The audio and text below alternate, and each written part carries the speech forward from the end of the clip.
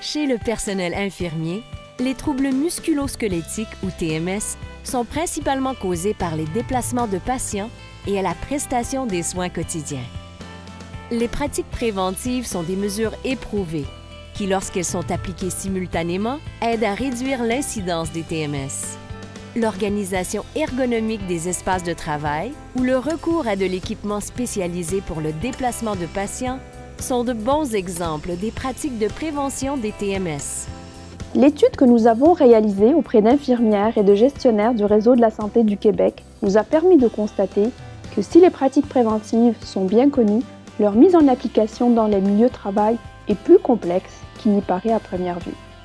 Le document que l'on vous propose vise à susciter la réflexion et à faire connaître des stratégies favorisant l'application des pratiques préventives pour contrer les troubles musculo-squelettiques chez le personnel infirmier.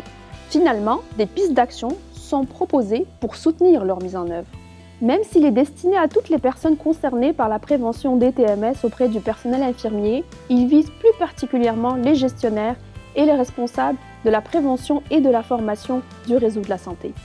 Présenté sous forme de fiche, le document peut servir à la planification de vos activités de prévention ou encore lors de formations et d'échanges avec les membres de votre équipe.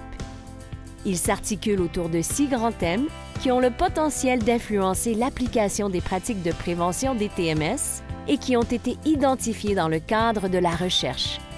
Le soutien et l'engagement de la direction, la culture de santé et de sécurité du travail, l'évaluation et la rétroaction, l'organisation du travail, les environnements de travail et la formation en milieu de travail. Au Québec, les troubles musculo-squelettiques comptent pour plus de 50% des lésions professionnelles dans le secteur de la santé et des services sociaux. L'application des pratiques préventives pourrait permettre de réduire ce bilan élevé. Pour en savoir plus, téléchargez le document DS-1001 sur le site web de l'IRSST.